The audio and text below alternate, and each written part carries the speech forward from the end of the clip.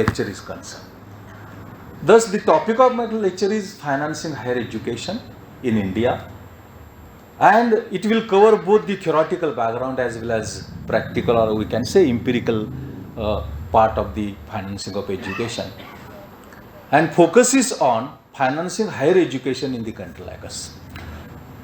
Even I will try to place before you the topic that I have chosen. I will deliver lecture in English, but summary of that lecture I will place before in Marathi. And I am expecting more and more discussion will take place because all of us are teachers. All of us are very active and dynamic. So I am expecting my session more interactive than one way or one side. So any question, any comment, any query, you can ask. That's my pleasure and privilege for me. I am expecting my session more active, more interactive, and more discussion should take place. Now, talking about theoretical background of financing education, you might be knowing that one educational economist is there, and his name is Schulze. Schulze has placed before us theory of financing of education or financing to education. And he says education is a human capital development. Education is a human capital development, and therefore financing education means investment in human capital resource development. And it is therefore financing should be considered as an investment in the human resource development. That type of theoretical or theory which Schulze has placed before us, and that is the background, that is the basis because of which the financing to the education in general and higher education in particular is being done, it is being undertaken, that is there. This theoretical or theory was also supported by Kicker is there, Blog is there, Wickstra is there. They have also contributed to the why financing is necessary, how we should look at financing to the education, what our perspective should be in financing of education. That explanation, that elaboration, that description has been given by this Schulze in particular and all others in general. And therefore he says human capital is investment in higher education. That is, if we want to develop human capital, human resource development, unless and until investment is undertaken, and that investment takes place in the form of financing to the education or financing of education, that is there. Now, financing of education means investment in education. And already I have mentioned that my emphasis is on higher education. When we look at financing of education or higher education, it is considered as investment in higher education, which have both public and private investments. Education or investment in higher education, investment in education have two categories, public investment and private investment, and its cost and benefits are also taken into account.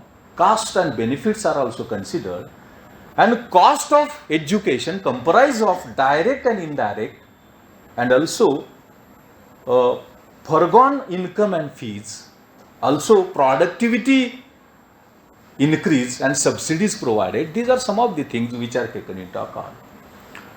So far as benefits is concerned, it comprises of non-measured and measured benefits. Those comprise of externalities and spillover effects also. As the result of that, education in investment is financing of education.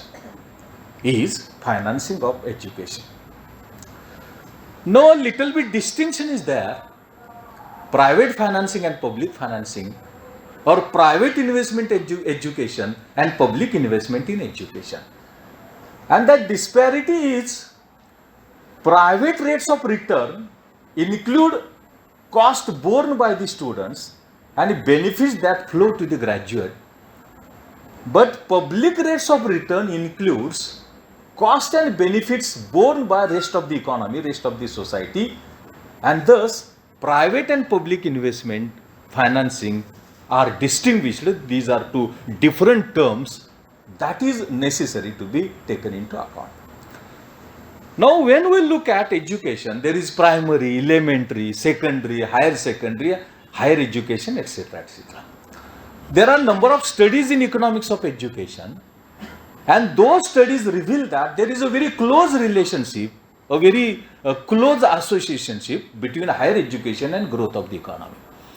And you can also observe this across the countries in the globe, and the studies also tells us that higher education plays a very important role in growth and development of the economy, or in speeding up economic growth and diversifying and intensity of economic growth of that country. And it is again this backdrop, higher education is of crucial importance, it is of greater importance. What relationship is there between higher education and economic growth? That is, higher education promotes productivity and thereby helps and contributes to economic growth of the economy. And therefore, there is a need for undertaking capital investment in education, that is higher education properly or higher education mainly, that type of explanation, that type of analysis that we found, that we get. Now, higher education also or education also helps us in equal or proper or appropriate distribution of income. If income inequalities are there, economic inequalities are there, you might be knowing that recently only, Oxfam has given a report, and that Oxfam report tells us that during the corona pandemic period also, a significant rise in economic inequality has taken place. And before the corona pandemic, Oxfam submitted or it published one report, and in that report, that report said 1% families in India have possessed 73% share in income, wealth and expenditure of country. And it was extensified in the corona pandemic period also. The role of proper distribution, more equal distribution of income can be discharged by education, and in that perspective also we should look at, or it is necessary to be taken into account. Now, to what extent or what share of the national income or gross national product or GDP is spent on education, that some data I want to place before you.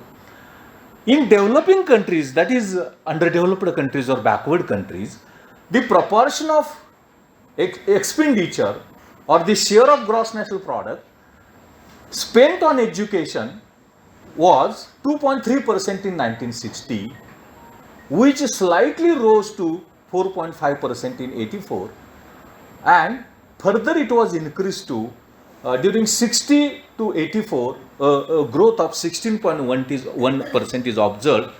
That is about developing countries and not in the context of Indian economy, that you should take into account. Now,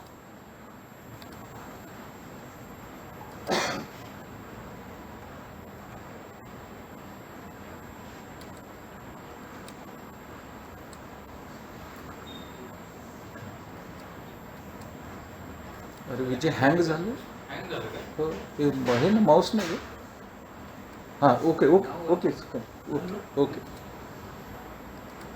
Now, so far as financing of education is concerned, there are main three arguments or propositions on the basis of which financing to higher education is justified. Three propositions, three arguments are there.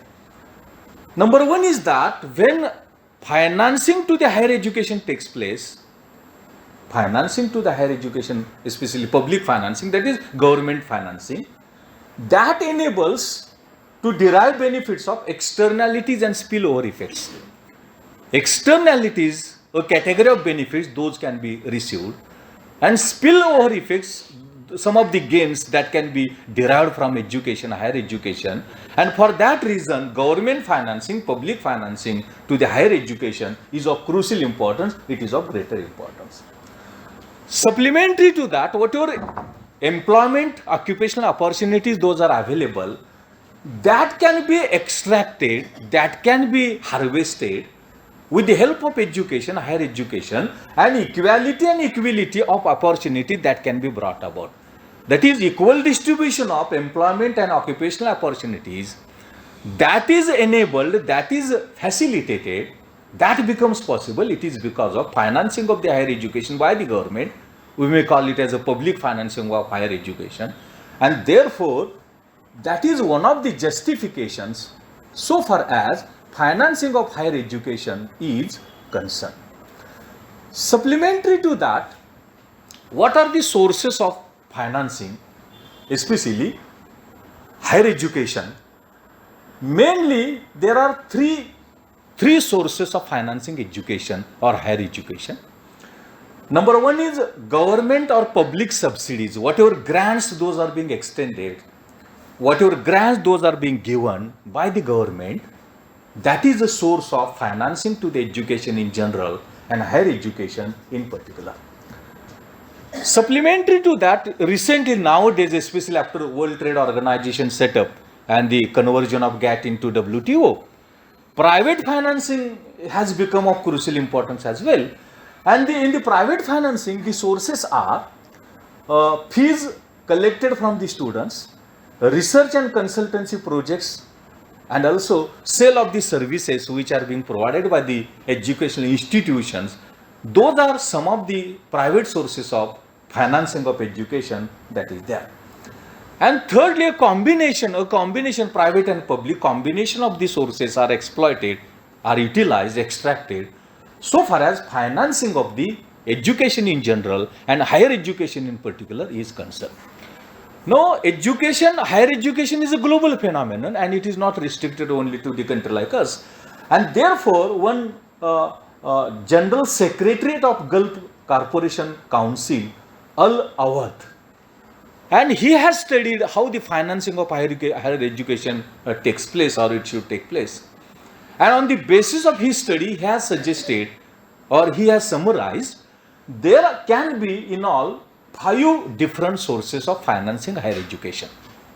There can be 5 different sources of financing higher education.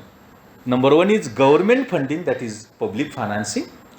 Private funding, if private institutions are there, you might have gone through new education policy, national education policy. In next lecture, I will try to touch upon a little bit. Private funding, if anybody is in a position to extend, anybody is in a position to give, that can be also a source of financing of education according to this General Secretariat. Supplementary to that, a combination of government and private financing can be extracted, and external funding, that of international organization and foreign governments, that can be also used so far as the financing of education is concerned. And in addition to that, if educational institutions, they are in a position to exploit their sources, they are in a position to utilize their sources of financing, that can be also a source of financing higher education in particular and education in general. Now, while talking about financing of education, financing of higher education, it is of crucial importance to take into account private cost and social cost. Cost of financing. And in private cost is direct expenditure on tuition fees and also the cost of time spent to complete education. And in the case of social cost, the social cost comprises of opportunity cost and the cost which is to be suffered by the society because of financing by the government to the educational institutions and colleges and universities. That is also a source of, so far as financing to the education or particularly higher education is concerned. Now, what is the position of financing higher education, especially in the developed countries? That is also of crucial importance, which is necessary to be taken into account.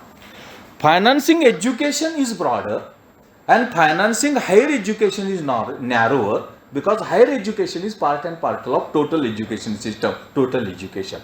And if the data for the developed countries of financing just higher education is taken into account, the data tells us that developed countries have financed higher education. The data has been given by UNESCO. All of you might be knowing it is organ of United Nations organization. It is constituent of United Nations organization, and the data tells us increase in higher education by the developed countries has increased from 0.7% of GDP, gross domestic product, to 2.1% of gross domestic product. 2.1% of gross domestic product. And in the European countries, it has rose from 0.1% to 1.9% of GDP. That's a scenario of financing higher education in developed countries in general and European countries in particular, that is there. Now, according to the literature or the sources of financing, fully public financing, that is total government financing, central universities can be there, or research institutions can be there, fully financed by the government, full public financing, fully private financing. Nowadays self-supporting courses and programs are there, fully private financing, and a combination mix of that is being utilized so far as financing of education or higher education is concerned, that is there. Now, so far as the source of financing a particular country, Japan, is taken into account, it was observed that private financing as well as public sector financing, a combination of that was utilized as the source or policy of financing to the higher education in the countries like Japan. That is also being observed. Now, for us, what is important is financing education in India, and especially higher education in India. It is found that there are in all 4 categories of education institutions. In India, there are 4 categories of education institutions. Number 1 is purely government institutions. Number 2 is government aided or granted institutions, grant receiving institutions. Number 3 is private institutions which are recognized by the government but grants are not given. And 4th is total private institutions which are not recognized, no financing is being given. That is one of the categories of education institutions that is there. Now, in India, what are the sources of financing of higher education? And the sources are basically divided into external sources and internal sources. External means international, and internal, that is domestic sources. And external sources, especially the international institutions are there. Asian Development Bank is there, World Bank is there, International Monetary Fund is there, other developing institutions are there, banks are there. Those extend loans and advances or grants to develop or to carry out development of the higher education institutions in the country like us. In domestic sources, basically domestic sources of financing, higher education in India is divided into public sources and private sources. And in these public sources, prominently the financing of education by central government, state government and local governments. And in private sources of financing, basically it is non-governmental sources. They comprise of fees, they comprise of family expenditure or household expenditure, they comprise of donations or endowments given by some of the strata or rich strata of the society. And these are the prominent sources so far as the education or financing of education is concerned. The initial situation or position of financing education in India, when it is taken into account, it is found that in 1950-51, government contribution to financing of education was up to 68%. Up to 68%. Initially, 1950s scenario that I am trying to place before you. In 1980, in 1981-82, it rose to 88%. It rose to 88%. But later on, especially after 91 onwards, and recently, I will try to place before latest data as well, what is the role the government of India and state governments are playing so far as financing education in general and higher education in particular, that I will try to discuss before later on. But later on, the contribution of fees to the financing of education, that tells us that it was in 50-51, it was 20% contributions of fees were there. In 81-82, it declined to 8.4%. That is a before 91 scenario is there. Supplementary to that, in education, the aid, that is grants, loans, and other sources are exploited for financing of higher education. And in domestic sources, prominently private fees, gifts, endowments, and public government, central, state, and quasi-government, that is district, municipalities, and village panchayats, those also play a role in financing of higher education or education in the country like us. Now, NSSO has given one data relating to financing of higher education in India, and that NSSO tells us that so far as the financing is concerned, from 1970-71, it rose to, the amount is already given there, during 84-85, and the growth rate was 10.6% per annum or average growth rate. At constant prices, this was at current prices, we call it as a nominal. And at constant prices, it grew at the rate of 2.7%. But the share of financing to education in the GNP, gross national product, when it is taken into account during the period 1970-71 to 1984-85, it has significantly declined from 2.5% to 1.9%. That is also peculiarity of financing is necessary to be taken into account, necessary to be taken into consideration. But after that, what has happened? There was a continuous social demand for education, demand of the society. And the duty and responsibility of providing education to be discharged by the government, that was the demand of the society, that was the demand of the people.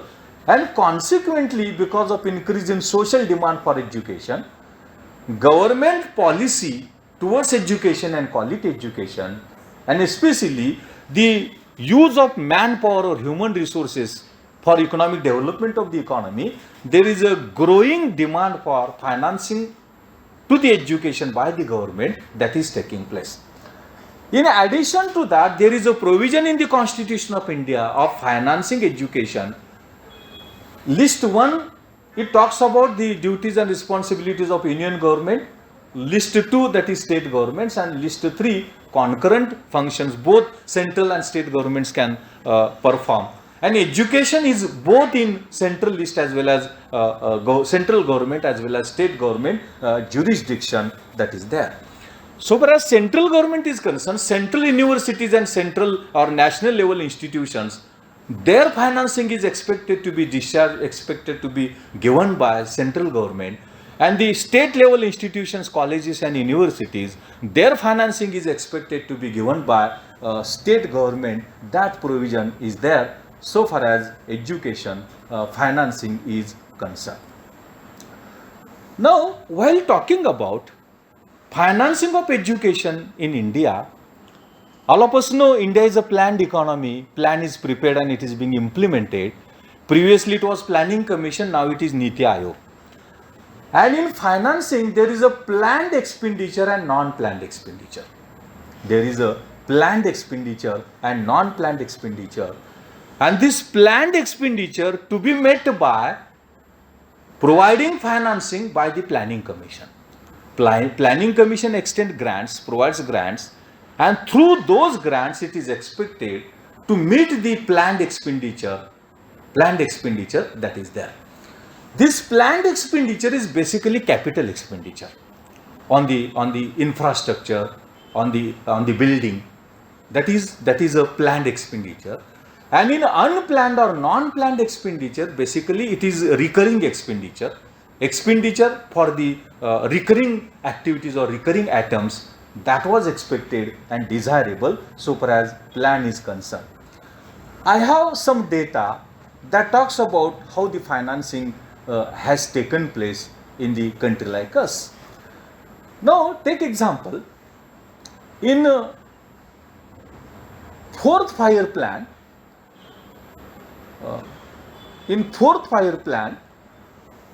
especially the share of central government in higher education declined from 57% to 41%. And the share of government in school education is 95%. That is, government is giving more importance to school and primary education so far as financing is concerned.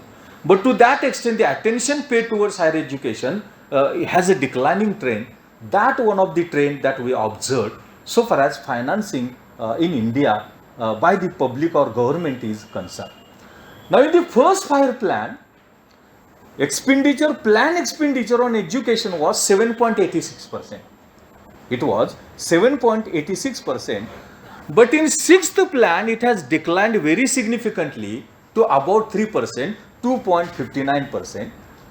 And education was allotted 8%, 7.86% share of the total plan expenditure in the first 5-year plan. This reveals that to the extent required and desirable, no efforts are being made so far as the financing of education, especially public financing of education, is concerned. Now one more data is there. First plan, 56% of total plan resources were to education, especially elementary education, 13% to secondary education, 9% to university education, and 30% is technical education. That is, higher education to that extent was not paid attention. That is one of the peculiarities that is necessary to be taken into consideration, necessary to be taken into account. Now, what growth in higher education that is taking place, that I want to place before you so far as higher education or financing of higher education is concerned. But before that, is it necessary to speak in Marathi so far as the summary is concerned? Is it necessary? Shall I place before you summary in Marathi what I tried to spoke till this moment? I think it is not necessary because my English is like that of Marathi only. Kumbar sir is in front of me, so no need for that. What I feel, he is a person of English. Is it necessary to speak in Marathi? Okay, I will proceed further. Now, what growth is taking place? What growth is taking place so far as higher education institutes in the country like us is to be taken into account. And that places before us how we are moving from public institutions to private institutions, to be very simple, privatization of education. How it is becoming more and more significant, how it is becoming more and more rapid, you can identify that. Now the data is latest for last 5 years, from 2014-15 to 2018-19. Now state public universities, the number of state public universities has increased from 316 in 14-15 to 371 in 18-19. And the growth is on an average 4%, 3.90%. Growth in state public universities, state government universities is just on an average 3.90, that is 4%, we can say. So far as private universities is concerned, that is very surprising, and it is a thing of concern for us. Private universities, private state universities, their number has grown from 181 in 2014-15 to 304 in 18-19. You can imagine 5 years beginning and growth. For public state university, it was just 4%. And for private university, it is 14%, more than 14%. So 10% more in the period of just 5 years. You can calculate average, divide by 5. It will give average growth. About 2% per annum. But in the case of state universities, it is not realized. It is 0.75% like that per annum growth for the 5-year period that we have taken into consideration. Means university privatization is increasing rapidly. What I want to propose before you, what I want to place before you, privatization of the universities is rapid. It is rapid. Secondly, deemed private university. It is also private universities, but deemed universities, not a status of university, quasi university like that, partial university, and that is more or less constant. You will surprise why this has happened. I will explain later on. In 14-15 it was 79, and 18-19 it was 80. It is more or less constant. It is constant because number of deemed universities have been converted into private universities. Those have been converted into private universities. And therefore the status of deemed universities institutions, that has remained more and more constant or stable. That doesn't mean privatization is lower or meager or smaller. That is not the case. The number is increased in the state private universities. Majority of the deemed universities have converted. Those have been shifted from deemed universities to the private state universities or private universities, and therefore the number is constant. That is there. Now this is important. Central government has played a role in the institutions of national importance. Some ICSR research institutes are there. Some national level research institutes are there, specialized research institutes. Their number is increasing considerably. That is important. It was 75, which rose to 127. But the peculiarity is that these are only research institutes. These are only research institutes, and their area of operation is very limited. Area of operation is very limited. Very limited scope is there. Number is good, growth is good, considerable, but area of operation is limited, very limited. Scope of operation is very limited. But the satisfactory thing is, a thing of appreciation is that the growth rate is considerable. It is 14% or more than that. That is of crucial importance. This is very important. Central universities. Central universities more or less constant. Central universities more or less constant. It was 43 in 2014-15. Now it is 46. That is 1.8%. That is about 2%, we can say. You might have listened to the Union Budget for 21-22. In this Union Budget 21-22, there is a provision of only one central university to be set up. That is at Leh in Ladakh Union Territory. Excluding that, no any provision on education in general and higher education in particular is there in Union Budget for 21-22. As per the National Education Policy requirements, some modifications and renovations of some of the education institutions that will take place, and some schools, some high schools, their innovation, their modifications will take place as per the needs and requirements of National Education Policy implementation. These are only the provisions. And in addition to that, continuation of the pre-matric scholarship and some of the institutions in state scheduled tribe areas. These are only 4 provisions maximum relating to relating to education in general and higher education in particular in the budget for 21-22. That gives us an idea what the state of financing of education, especially public financing, is there. So far as public financing is concerned, I will touch upon the National Education Policy. It talks about expenditure on education should be at least 6% of GDP.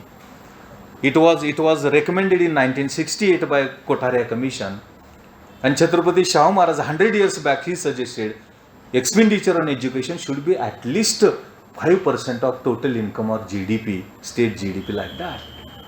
We are striving in the year 21-22. So how visionary we are, we can make a comparison so far as financing of education or public financing of education is concerned. Now, deemed to be government institutes or universities, that is 32 in 14-15, in 18-19 it was 34, growth of 1.5% we have realized so far as growth is concerned. Now, while talking about it is adequately proved that to the extent required and desirable, no attention is being paid toward the financing of education in India, especially education in general and higher education in particular. What happened? Why the perspective of the government looking towards education has been changed, especially higher education? You might be knowing, previously there was a GATT, General Agreement on Trade and Tariffs, and it was looking after the international trade, foreign trade of all the countries or member countries in the globe. Later on, it was shifted into World Trade Organization. You might be knowing, Dunkel was the general of the that GATT, and he prepared one draft policy of the GATT, and as the policy which he prepared, we call it as a Dunkel draft. The GATT was discarded and WTO was set up in 1995. Okay, it's fine, GATT was just agreement, negotiation, and WTO, World Trade Organization, is an institution setup, that is well and good. But what it made very worse for the education system or education, that on the one hand, previously, GATT was just dealing with the trade in goods, trade in commodities. World Trade Organization has started looking after trade in goods and services as well. Goods and services as well. And it brought about intellectual property rights. Patent is there, copyright is there. These are the forms of intellectual property rights. And for the first time, they become the part and parcel of trade, international trade, because of the setting up of this World Trade Organization. In addition to that, what is important is, this WTO declared education as a sellable commodity or marketable service. It is a private commodity. It is a sellable commodity. Actually, some teachers of economics are there. From the economics perspective, commodities and services are classified into two categories. One is known as private goods or private services, and another is known as public goods or social goods and services. And education is considered as public good or public service. Why? It has certain peculiarities, it has certain properties. What are those? Number one, indivisibility of the benefits. Whatever benefits we derive from education, those cannot be segregated. Those cannot be separated. It is known as indivisibility of the benefits. Number two, market failure. Market mechanism is not in a position to perform its functions. Determining prices, allocation of the resources, what to produce, how to produce, etc., etc. These duties and responsibilities which market mechanism, market system performs, that is not applicable or it cannot be performed by the market mechanism in the context of education, and therefore education is a social commodity or it is a social service. Supplementary to that, when benefits are indivisible, then exclusion is not possible. When education is a social commodity service, we cannot say a particular person has not paid fees and therefore he should be deprived from the benefits of education. That should not take place, because education is a social commodity service, and therefore deprivation of the people or strata of the society, some of the people, from the benefits of education, that is not permitted. We call it as a non-exclusion. We call it as a non-social exclusion, or exclusion is not applicable. Exclusion is not applicable. That is one of the peculiarities. And one very important peculiarity is that peculiarity is, when it is a public commodity, when it is a social commodity service, it is the responsibility of the government to provide education. And whatever expenses which are required, whatever expenditure which is required to be incurred on the growth and development of the education, that budgetary provision should be made. The financing of education should be, its provision should be made in the public budget, in the budget. And that is the peculiarity so far as education is concerned. But what happened when the WTO was set up, the perspective looking towards education has been changed from public commodity or public service to private commodity, sellable commodity, marketable commodity, and consequently privatization of education is very rapidly taking place. Privatization of education is very rapidly taking place, and professional education is at peak so far as privatization is concerned. In the case of engineering education, number of engineering colleges are there, number of, especially in cities and villages as well, and all those are having 50% vacancies, more than that. And the reason is simple. Reason is that no building is there, no teachers are there, no laboratory is there, no books are there, and what paid teacher, all of us know. Consequently, private engineering institutes and colleges are just 50%, less than that intake is fulfilled, that is there. The case of medical education is very surprising. In the case of medical education, more and more privatization is there. Very few government medical colleges are there, very few, state as well as central. And therefore, medical education is dominated by the private sector. It is dominated by the private sector. And as the result of that, to the greater and maximum extent possible, exclusion in medical education is taking place. Actually, like that of education, health is also social commodity or service. Like that of education, health is also social commodity or service. It is duty and responsibility of the government to provide for health education. But we have seen in corona pandemic what has happened. Now also the cases are increasing. And what happens when a particular student or when a particular person educates or takes medical education, he has to pay crores and billions of rupees as fees and donations. And consequently, it is a social service, but it becomes profession. And profession, it is for minting of the money, not as a social service. And consequently, like that of education, perspective looking towards health is also like that of private commodity or private service that is taking place. It is therefore, education privatization is rapidly taking place. Already I have stated before you some of the statistical information, and that is adequate and a very supportive proof, very important proof. As the result of that, we can say privatization of education is taking place very rapidly and significantly. That is there. Now, what trend is there? What trend is there? In 5-10 minutes, just I will sum up so that what trend is there in enrollment? In enrollment, the data is there. Growth rate is only 2.3. 2.3 growth is not significant. Enrollment growth is not significant per annum, 2.3. This is more important. That justifies where we are and where our countries from the abroad or from the foreign countries.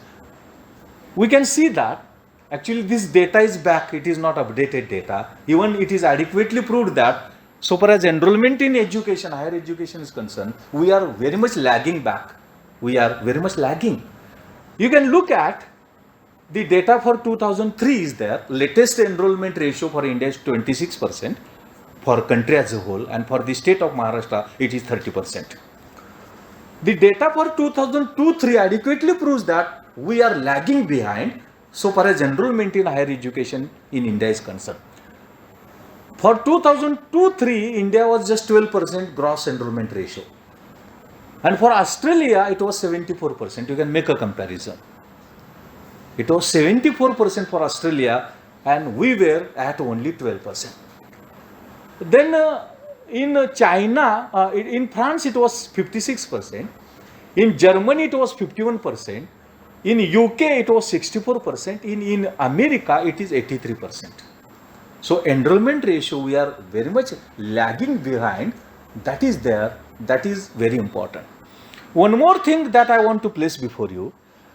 America is a capitalist economy, you might be knowing. America, even it's a democratic country, presidential democracy is there, but prominently it's a capitalist economy. And being a capitalist economy also, this number of state universities is more in America than that of the private universities or private institutions. In capitalist economy, no intervention should be there. When we theoretically look at the education system, when the capitalist economy, socialist economy and mixed type of economy is taken into account.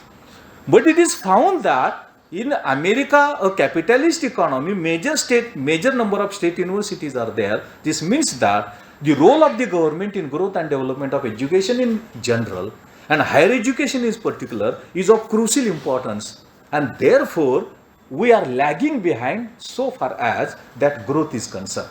One point I will place before you so that we will take a tea break as per the suggestion of organizers. That peculiarity is our higher education is concentrated. It is not decentralized. Our higher education is concentrated. It is centralization. What does this mean? This means that when we look at what is the participation of education for PhD, MPhil, post-graduation, UG and diploma and other categories, it is found that major participation is in undergraduate level. You can see just column 2018-19 percentage share is given into the brackets. You found that 80%, 79.75% enrollment in higher education is undergraduate for undergraduates.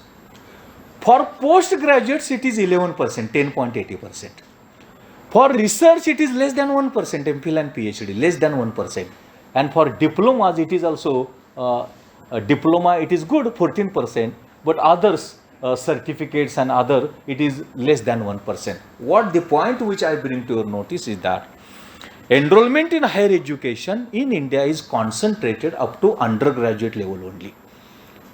Up to postgraduate level, it is unsatisfactory, and research participation is just insignificant.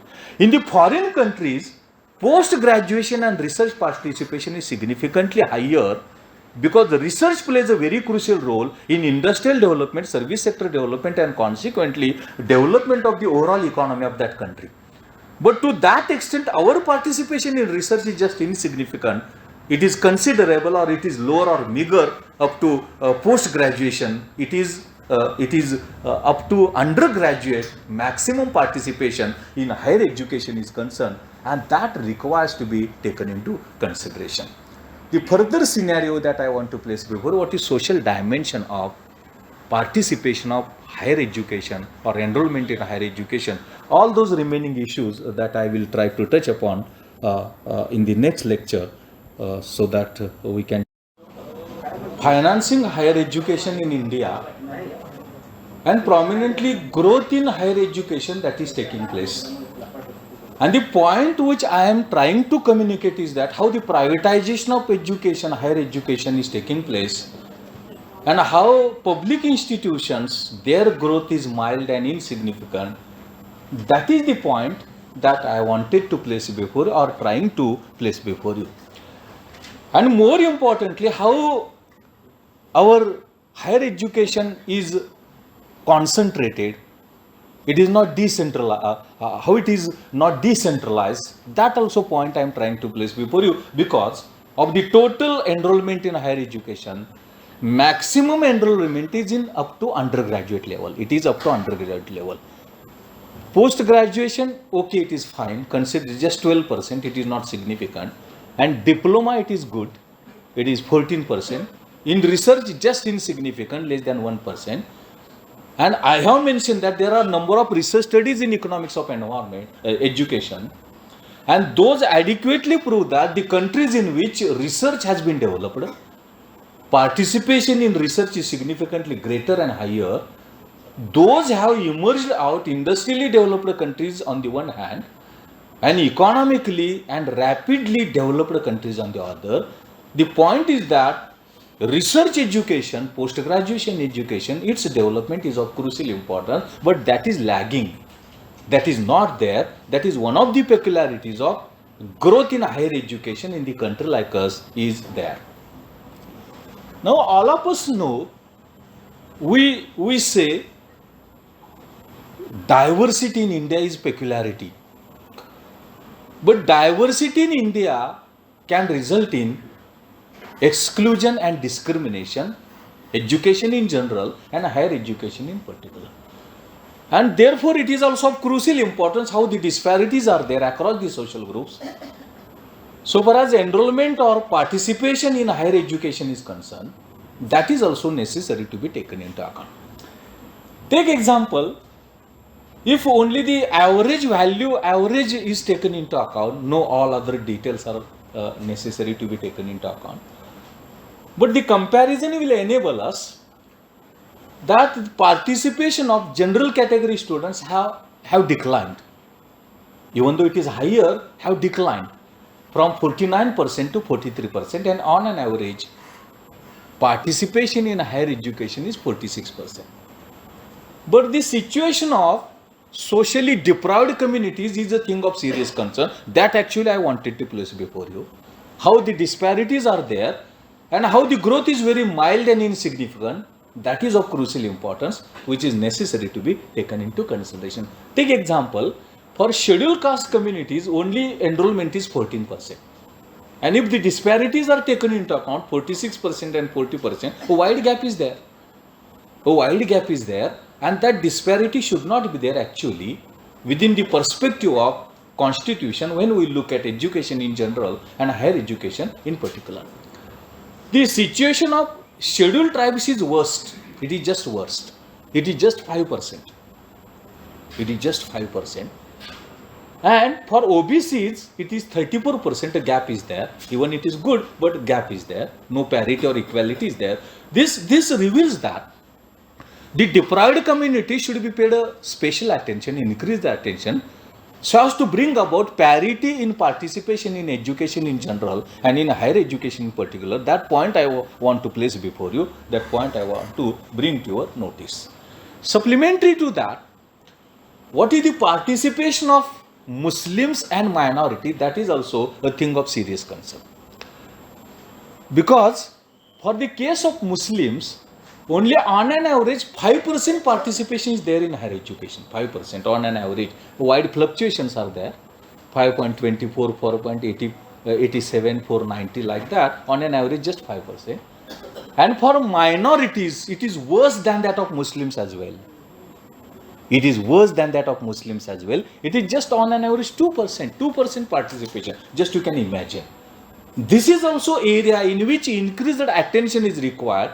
So far as formulating policy regarding education in general and higher education in particular is to be taken into account, is to be taken into consideration. This point I have discussed. The graduation participation is more and post-graduation is lower, and this across the social groups also I have tried to place before you. One study that I am trying to place before you, how the disparities there across the social groups on the one hand, but at the same time, potentiality to participate and actual participation. Two dimensions are there. One dimension is potentiality to participate and actual participation, and another is how across the social groups wide disparities are there.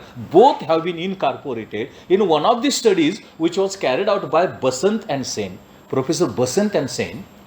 A very, very important study they carried out, and it has 2-3 dimensions.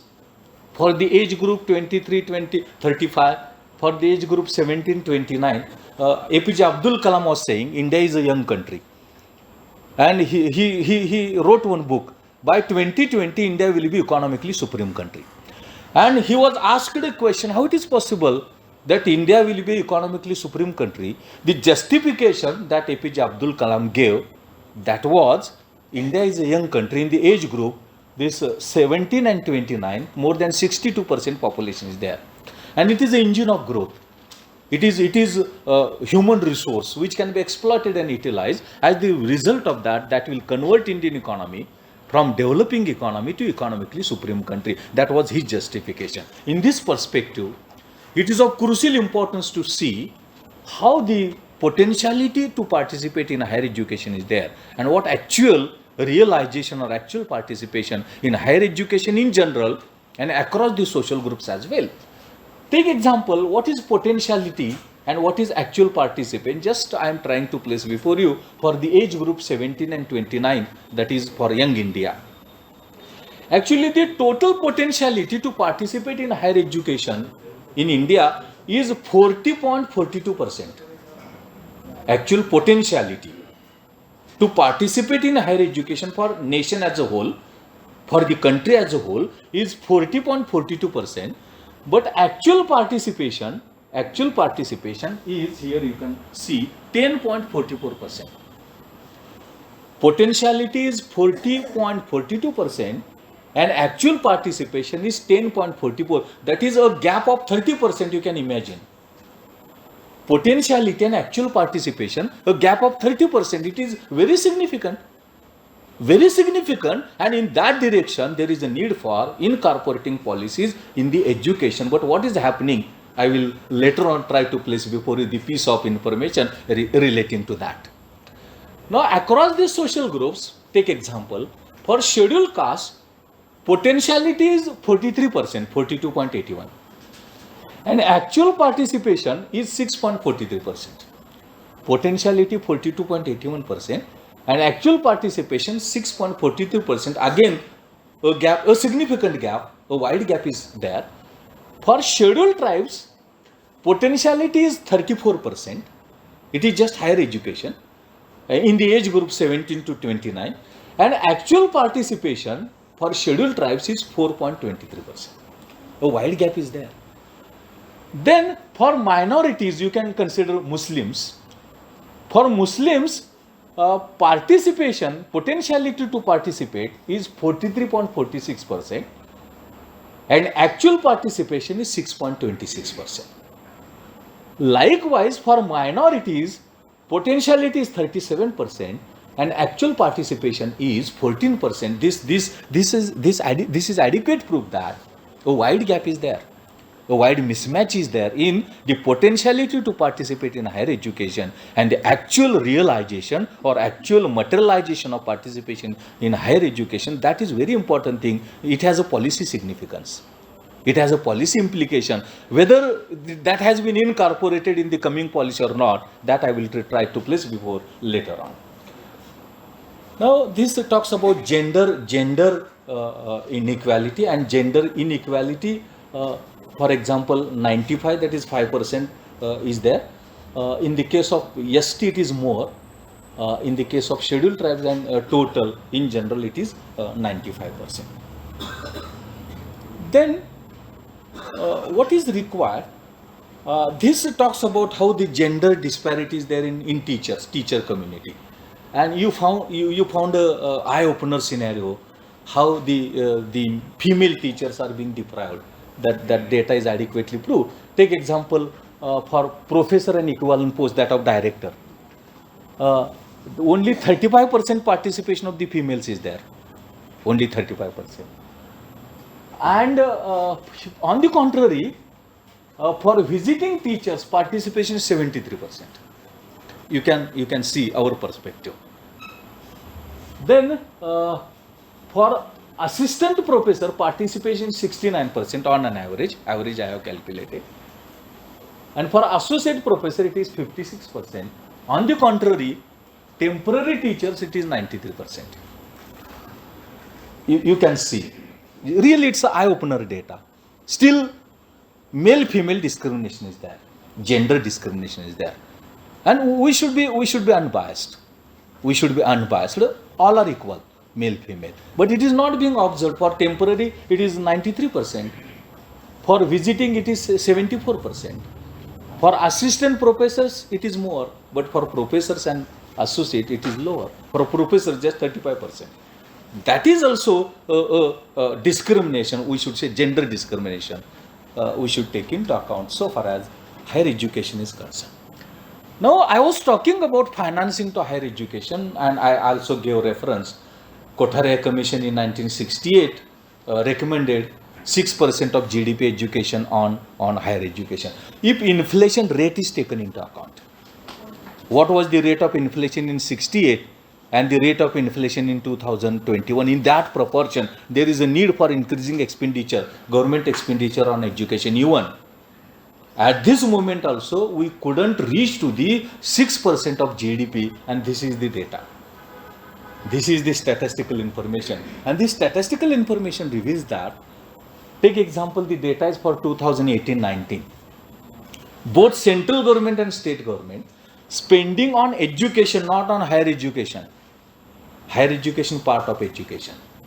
Higher education doesn't mean total education. It is part of education, total education.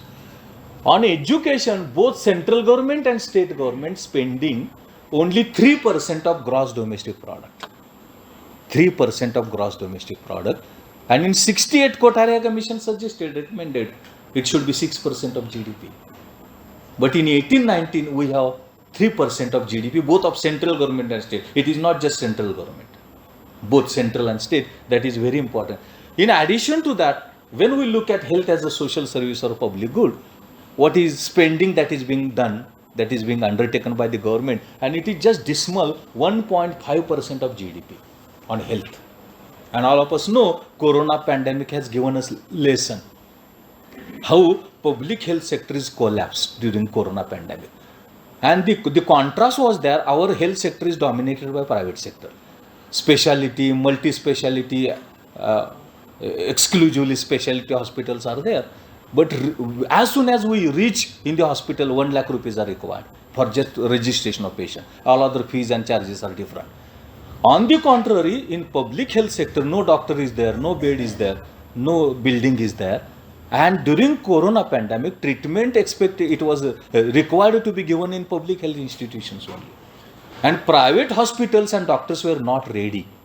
They also didn't cooperate. Even government issued an order. All private hospitals and doctors didn't support. Some helped, some participated, but they were not ready. Hospitals were closed and they were not taking patient.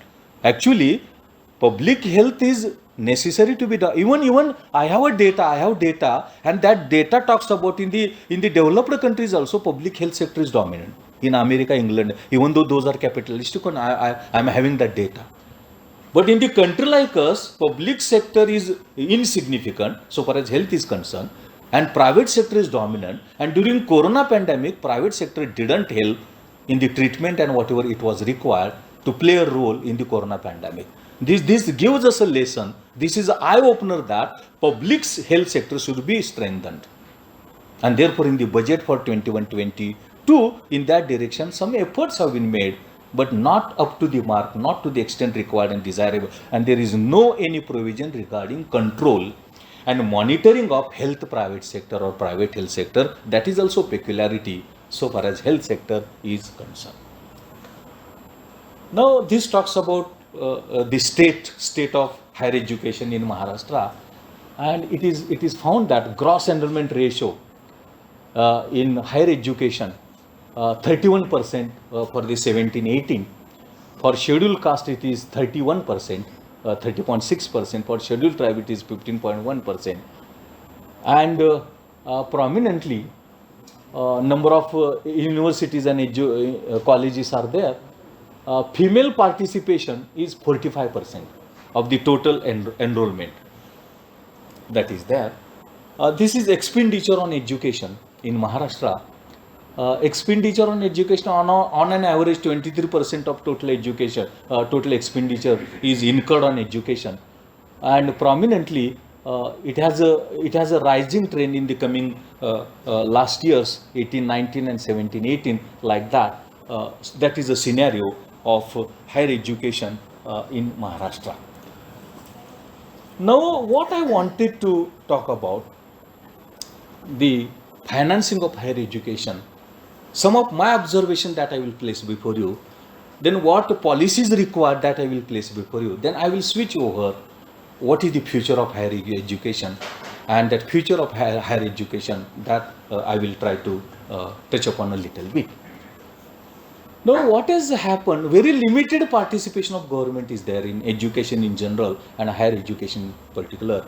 And after 91 onwards, rapid privatization of education and higher education is taking place. Previously, no private colleges were there, either government college or government aided college. Now, arts, commerce, science, self-supporting private colleges are there. That scenario has changed, especially 91 onwards, and particularly after 1995, and that is not conducive, that is not favorable so far as the growth and development of higher education in the country like us. Then enrollment is inadequate. Already I have proved with the help of data where 75% and where 30%, 31% of wide mismatch is there. That's a thing of serious concern. There is a disparity between urban and rural areas. Why disparity is there? So far as colleges, teachers, infrastructure, enrollment, why disparity is found? That is there. Then social group wise disparities also there. Already I have given data before you. Inadequate infrastructure, problem of infrastructure is very, it is of higher gravity and intensity. That is also necessary. Professional education is very costly.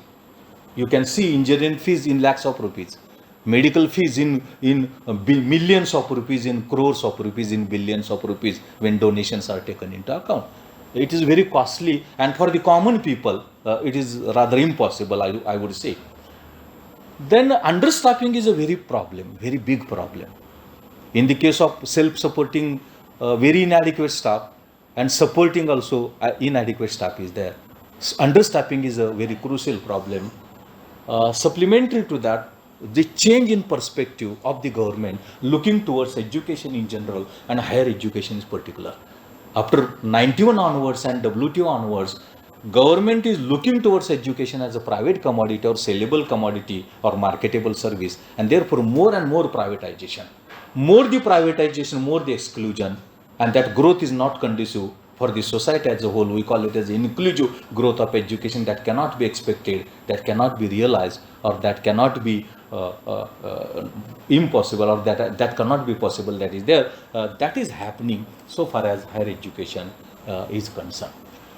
Now, while talking about financing of higher education, education is a public good or service. Already I have tried to place before, and that status should be maintained and protected. It should be given a status of public commodity or social commodity. When it's a status of public commodity and public service, it is the duty and responsibility of the government to play a very crucial role, to play a very important role in the growth and development of education in general and higher education in particular. Some thinkers suggest that there should be a separate budget for education. Well-known international level thinkers, they have proposed that there should be a separate budget for education known as education budget, like that of a railway budget. That will give justice to the education development, and that is also very much needed and necessary. Budgetary provision is necessary, expenditure of the government is necessary. Monitoring of the private institutions is very necessary. Private education, to the extent regulated and monitoring doesn't take place to the extent desirable and required, and therefore their regulation, their monitoring is of crucial importance, and in that direction also the role of the government is very much needed, and it is very much important as well. Problem of infrastructure is a very important problem. Very important. No classroom, and no number of inadequacies are there so far as infrastructure is concerned, and that is necessary to be paid due attention. Supplementary to that, staff requirement is necessary. Unless and until teacher is there, how the process of education can be continued, or it can be realized? That cannot be realized, and it is therefore that is of crucial importance. Supplementary to that, research is an area in which we are so much lagging behind. And if we have to speed up growth and development of the economy, if we have to emerge out industrial and economically developed economy, research has no excuse. Research can play that role. And research takes place when spending is undertaken, when grants are given, incentives are given, motivations are given, inspirations are given, and that is urgently needed if we have to speed up our growth of the economy and industry and other productive sectors. And therefore research should be motivated, it should be encouraged, and that efforts are very much required. Supplementary to that, there should be linkage between education and employment. It is de-linked. We are saying education for the education. It has no meaning. Theoretically it is good. Philosophically it is good, but applicably it is not good. We must have linkage between education and employment opportunities. And more importantly, our growth policy, development policy should be linked with the employment opportunities. If we want to achieve 10% of GDP growth rate, 7% of GDP growth, to what extent employment opportunities will be generated? What linkage is there? What association is there between growth and employment? That is of crucial importance. Otherwise, it has no meaning at all. Education for the sake of education, it is just old and theoretical concept, I would say. Practical is must be linkage between them, and in that direction necessary. I am of the opinion that employment policy should be regular, and its monitoring, its evaluation, assessment is of crucial importance, and that can help us in the growth and development of the economy, which is pro-employment, that will give justice to the education, and more importantly, that can help us in the proper development of education, and that will be pro-employment education and pro-growth employment policy that is there. These are some of the things that I wanted to place before you under financing of education. Then I am moving on. What is future of higher education in India?